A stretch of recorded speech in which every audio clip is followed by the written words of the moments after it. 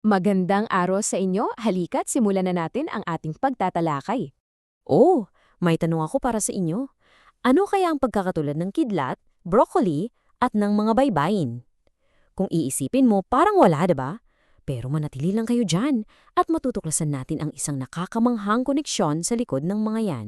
Ang sagot pala ay nakatago sa isang pattern na makikita natin halos kahit saan. Mula sa pinakamaliit na snowflake hanggang sa pinakamalawak na ilog. Ang tawag sa pattern na to ay fractal. Isa itong komplikadong hugis na paulit-ulit lang ang pattern sa kahit anong scale. Kahit gaano mo pa i-zoom in o i-zoom out, andun pa rin yung disenyo. Isipin mo na lang para siyang isang walang katapusang disenyo sa loob ng isa pang disenyo. Ngayon, ang ganda nito kasi binabago nito ang pagtingin natin sa geometry. Kung ang Euclidean geometry, yung nakasanayan natin, ay para sa mga perpektong hugis tulad ng bilog at parisukat, iba ang fractal geometry. Ito yung paraan para ilarawan ang mga magagaspang at hindi perpektong bagay na nakikita natin sa totoong mundo. Halimbawa, mga ulap at bundok. Ang pinakaimportanteng katangian ng isang fractal ay tinatawag na self-similarity. Ang ibig sabihin nito, ang isang maliit na bahagi ng hugis ay kamukhang-kamukha ng isang mini version ng kabuuan. Tingnan natin kung paano yan gumagana. Halimbawa, isipin nyo ang isang dahon ng pako. Sa unang tingin, parang simpleng dahon lang, di ba? Pero kapag nag-zoom in tayo sa isa sa mga maliliit nitong sanga, mapapansin natin, teka, kamukha niya yung buong dahon.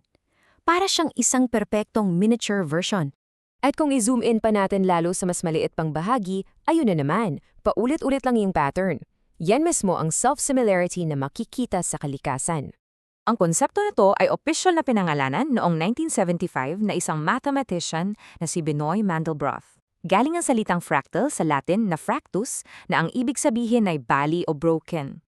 At ginamit niya itong bagong geometry para ipaliwanag yung mga paradox sa totoong mundo, tulad ng kung bakit ang haba ng isang coastline ay parang walang katapusan. Kasi habang papalapit ka ng papalapit, mas marami kang nakikitang detalye na kailangan mong sukatin. Okay, sige, mas palalimin pa natin. Kung ang fractals daw ay blueprint ng kalikasan, saan pa kaya natin makikita itong code na to? Ang sagot, halos kahit saan. Mula sa pagsanga-sanga ng kidlat at palikulikong daan ng mga ilog hanggang sa network ng mga ugat sa sarili nating katawan. Itong mga fractal pattern na to ay ang napakahusay na solusyon ng kalikasan para sa paglago at para sa pamamahagi ng enerhiya at sustansya. At alam niyo kung anong mas cool? Hindi lang natin kailangang hanapin ang mga fractal. Pwede rin tayong gumawa ng sarili nating mga walang hanggang pattern na to. Tingnan natin kung paano buuin ang sikat na Sierpinski triangle. Una, magsimula ka sa isang buong triangle.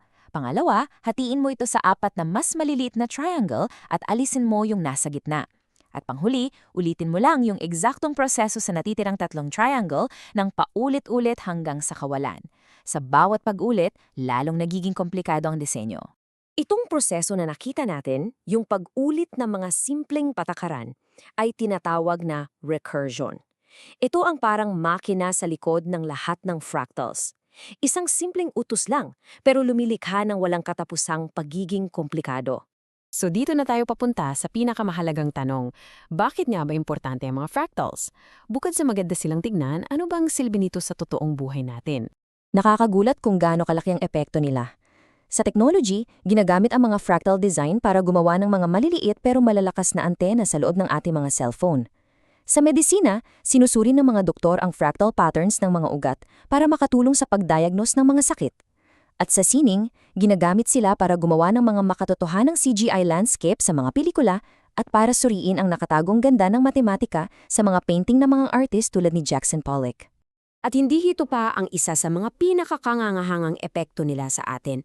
Ayon sa mga pag-aaral, ang simpleng pagtingin lang sa mga fractal pattern ng kalikasan ay pwedeng makabawas ng ating stress ng hanggang 60%. Talagang nakaprograma ang utak natin para makita sila, nakakakalma. Kaya sa susunod na makita ka ng puno, ulap o kahit isang simpleng dahon, tingnan mong mabuti. Tanungin mo ang sarili mo, ano pa kaya sa mundo natin ang sumusunod sa nakatagong blueprint na ito? Baka ang mga sagot ay nasa harap mo lang pala.